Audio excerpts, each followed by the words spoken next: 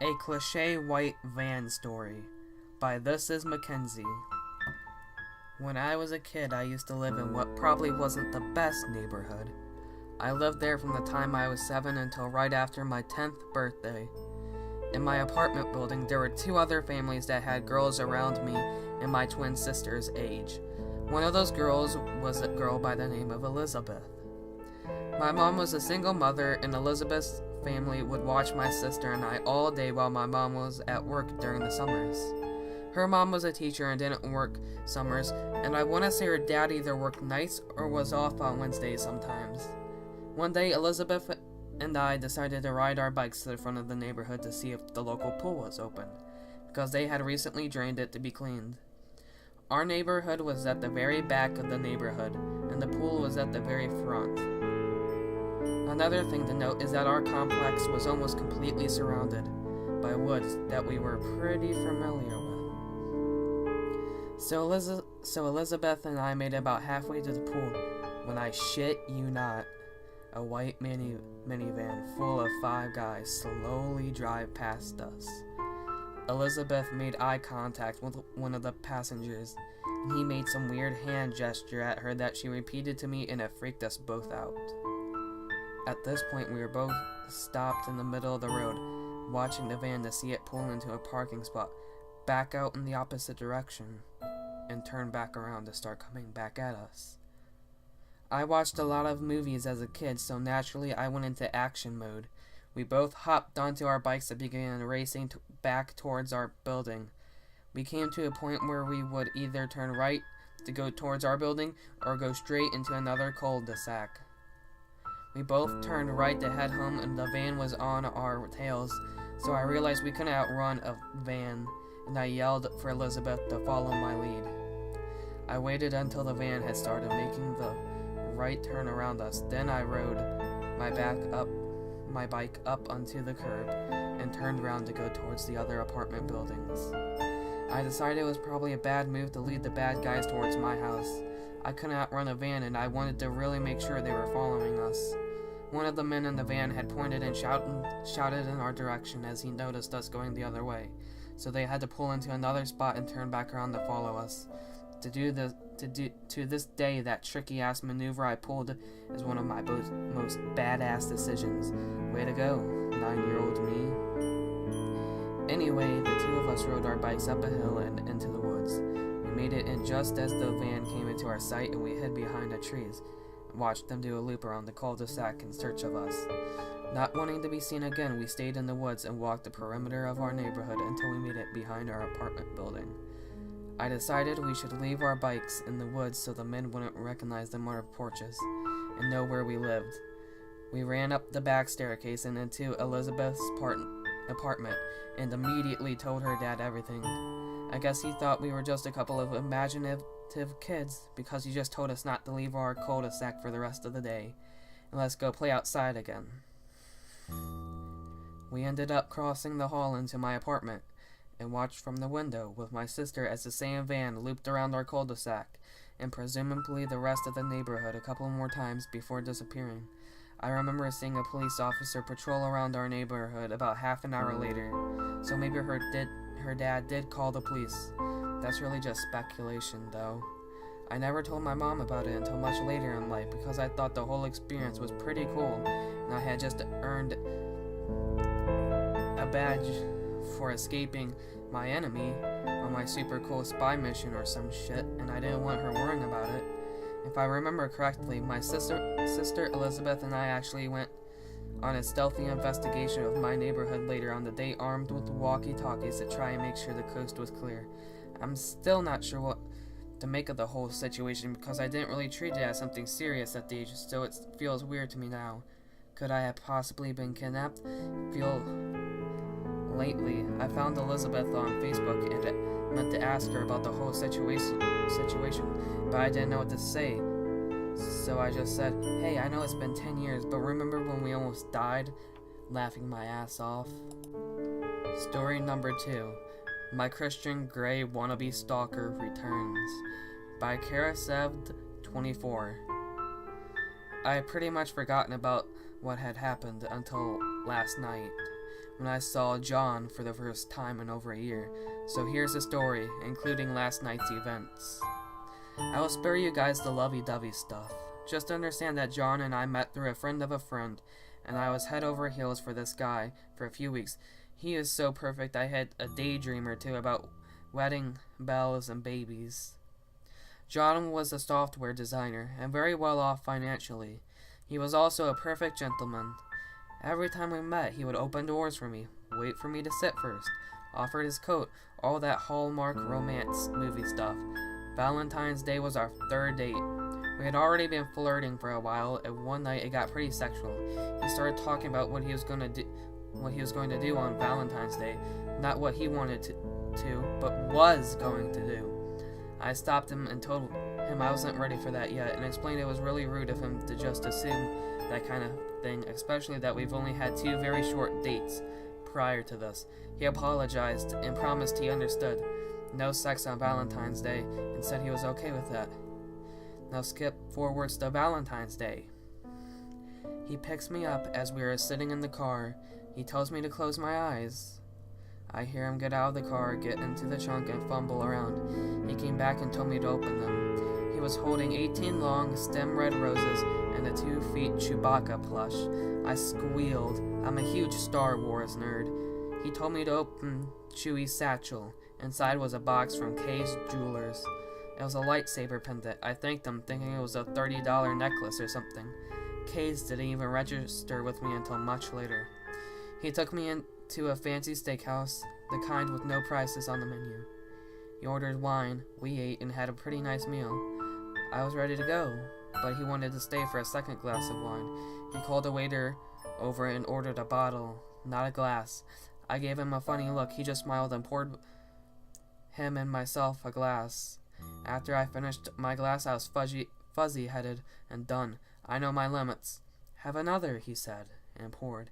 I politely declined, but he insisted, saying he already paid for the bottle. Don't let a $75 bottle go to waste.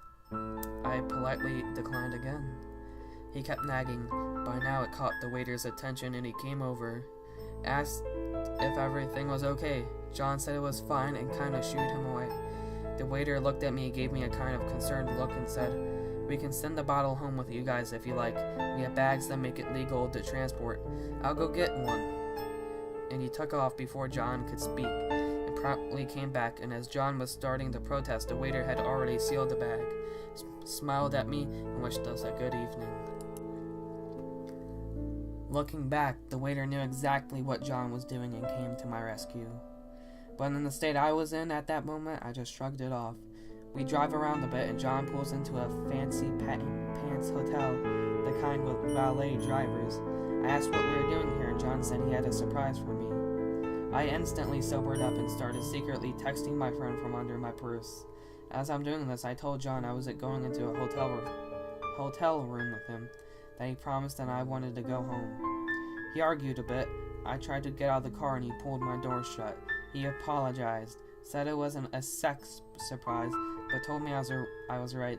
The hotel room was too far, and he couldn't understand where that idea came from, and promptly drove me home. I felt pretty bad the rest of the night, wondering what the actual surprise was, how much trouble he went through, how I could even make it up to him for spoiling the evening.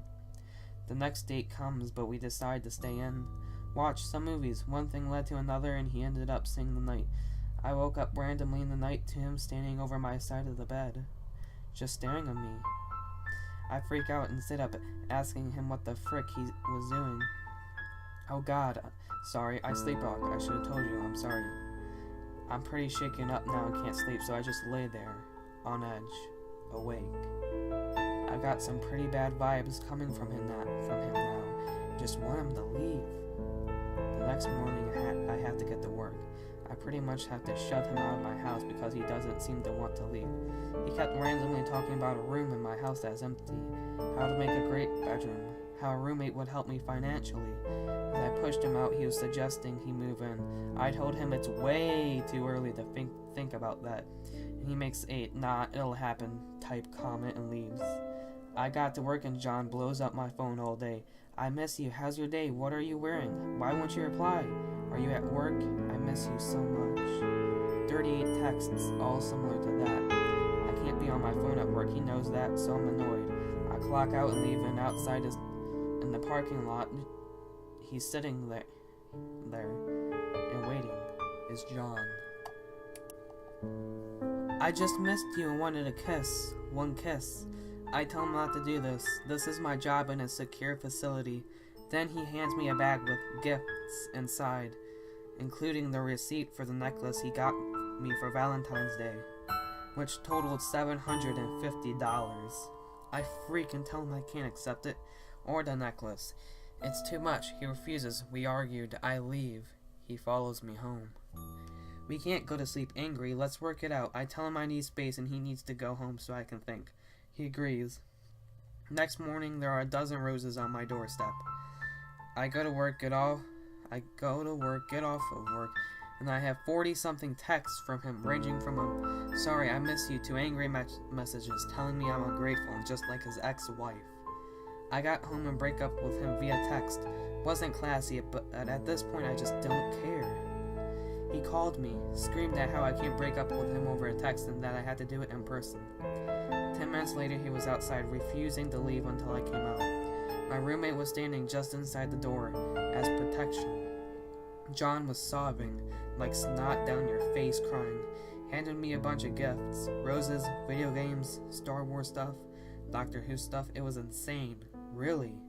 I refuse. He refuses to leave unless I accept them, so I do and convince him to take the necklace back, just to make me feel a little less trashy. He leaves. I see him drive by my house a few times. Once I know I saw him at my workplace. I tried to ignore it, but informed my job and for family and friends of what's going on. Months go by, and I just start seeing a new guy. New guys come over, and we are hanging out on my porch, drinking and laughing. John messages me, so you'll drink with a Neanderthal, but not me, whore. I don't tell new guy, just ignore it. Keep having a fun time. He messages me tonight. After a while. You gonna fuck him tonight? He's just using you. I was freaking out now. I didn't see a car anywhere outside, but I make new guy come inside and told him what was going on. We called the cops and I blocked John. More time flies by. Me and new guy are living together now. And last night I saw John at the game store. I instantly turned to leave, but I know he saw me. Shortly after, I get a message through Facebook from John. I miss you. When are you gonna realize you're being stupid and shows a poor white trash idiot over me? I will take you back. It's been hard watching you dig your hole deeper and deeper, but I'll be here to wipe your tears away, my dear. I blocked him on Facebook and called the cops again. Informed my boyfriend and we're planning to move very soon. Note, John and I only dated for about 2 months. Story number 3. The Guy Who Said He Will Be Back for Me, by the Weird Woman 66. So this story happened to me last year in New Mexico. Alright, so for some background, I had recently moved from New England to this dusty old Wild West state. I didn't have a job lined up, I didn't have a car or anything, so I basically took the first job I was offered. This job ended up being a sign holding job, but it was literally a 5-minute walk from my house. The job was weird from the get-go. The town is a weird dying town. It was the summer and my boss was a very attitude-filled chain smoker who basically cracked the door open, stood by it, and smoked. Anyway, I usually had random people scream things at me. I had people come up to me and flirt. I've also had somebody try to shove food in my mouth. True story, and I was horrified. Oh, and I was asked out by a random person who I never saw again. Oh, and the neighborhood drunk always stopped to talk to me. Haha, so I was pretty used to weirdness. I just took it and moved on. I didn't dwell on it too much. That all changed when one day this Dodge Charger pulled in right behind me. I was an idiot that day. I wasn't being observant as I usually was, and as I was taught, I was tired of standing on my feet. It was over 100 degrees and I was hungry. At first, I didn't even hear the guy or the car. I had my headphones in, jamming to Guns N' Roses, AC/DC, and Ozzy. Then I felt somebody behind me and I spun around to be faced with the super tall man that had a vibe of danger. My first response was to back up, but I curbed and just smiled at him and asked if I could help him. He asked for my name. I stupidly gave it, and then he asks me these questions. Do you prefer diamonds, rubies, or sapphires? Do you prefer the couch or a bed? Shoes or no shoes? Favorite color? Do you have a man? At the time I didn't, but I answered yes. Well, I don't see a ring on your finger. He should be all over you, making you his. Then it got even weirder. Will you go out with me? I can treat you better. I calmly and firmly said no. Well, he wasn't too keen on that. He stared at me coldly for a few seconds. It felt like minutes. Then he smiled, got into his car, and looked back. I'll be back for you every day until you say yes to me. Usually I would laugh it off and roll my eyes, but this guy was dangerous. An expensive car, nice watch, and expensive clothes in this particular dying town. Drug dealer. I can't be sure, but that's really the only explanation. I quit the next day. I wasn't about to take a chance. From then on, I either always carried pepper spray or a knife on me.